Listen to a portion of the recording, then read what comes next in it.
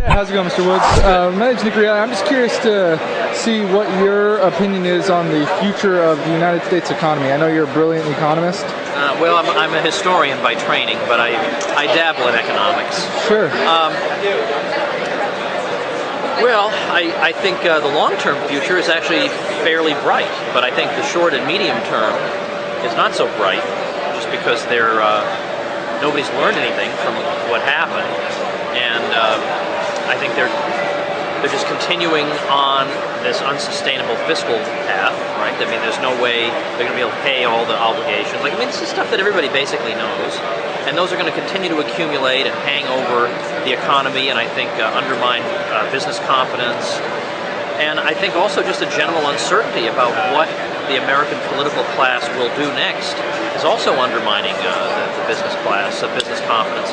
And then finally, the regulatory morass. I mean, it's like they're just asking for problems. Like they want a European welfare state that yields you double-digit unemployment and anemic to no growth. Awesome. You know, you're the second person to tell me that long-term the economy looks good. I'm curious to know why you feel that way. Because eventually it becomes impossible for all these various promises to be kept. Eventually, see, right now the problem is we can't really cut anything. The government seems to grow like this, and people think, well, if government grows incrementally, maybe we can cut it incrementally. But it never seems to work. And if people claim they're going to do that, it always continues to grow. So you can grow it incrementally, but it doesn't seem possible to cut it incrementally for whatever, and there are a lot of possible reasons for that. But the point is that when a major crisis comes, it will be cut, and not just incrementally, but dramatically. And given that I believe that is the key to future prosperity, when that comes, and when we adjust from that, then I do think we have a lot of ingenuity in our population. We have, at least in theory, it's possible that we could have we have 50 states. That puts pressure on governments to be less predatory. Like, we have some advantages that Europeans don't have. And I think those would come to the fore in the wake of a fiscal collapse.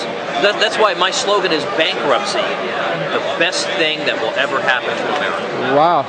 When do you think bankruptcy will happen to our country?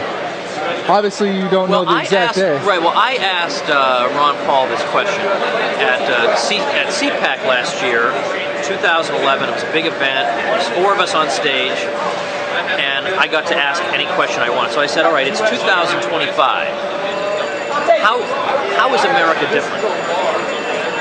And he said, I think America is going to look very different in 2025, because he believes that by then there will have been fairly wrenching changes, and then we'll see how we pick up the pieces from then. So Who am I to second guess Ron Paul? If he says 2025, I'm going to jump on that bandwagon. Wow, okay. Well, what would you say to anybody at home who doesn't realize that our economy is doing fairly horrible and on the brink of a major change? What would you say to them to prepare for this economy? What would be the best scenario for them? Gold, silver, buy a home in the woods? Certainly you should have some precious metals, but you should also think entrepreneurially. I mean, you can't think the way people used to think in 1953, that I'll go to high school, I'll graduate, I'll get some good job, and that'll be the end of it. You got to think of, what kind of talent have I got that I could monetize some way? What kind of talent do I have where I could support myself with this talent? And that's, I mean, to be honest with you, the guy I know who is the best on this, who you describe what your talents are, what your strengths are, and then he's like a machine. You describe these things, then he spits out, here's what you should do. And he did this for me, actually. I have a big project going on right now that I would never have thought of, and he said, look, Tom, these are your talents. Why aren't you doing X? My gosh, you're right. So I did X, and it's this big, fantastic success. And he does this for everybody. It's my friend Gary North. So I recommend, and I get nothing for this. I get nothing for this.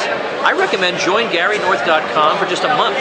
Be the best $15 you ever spent. You go into his discussion forums, you say, Dr. North, here are my strengths, and what am I going to do in this economy that's coming up?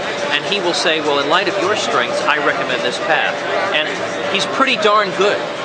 He's much better than I am, so I recommend that. Well, if anybody at home wants to learn more about you, what do they need to do? Where do they need to go? TomWoods.com would be the thing to do, and then you can see how I took the talents that I have and I turned them into something that is helping the movement and also feeds my kids, and that's libertyclassroom.com, where I teach U.S. history, except not the kind you got in school, but the kind you should have gotten in school. Awesome. Well, thank you so much, Mr. Woods, for your time. All right, I appreciate my pleasure. it. Yeah, you have a good day.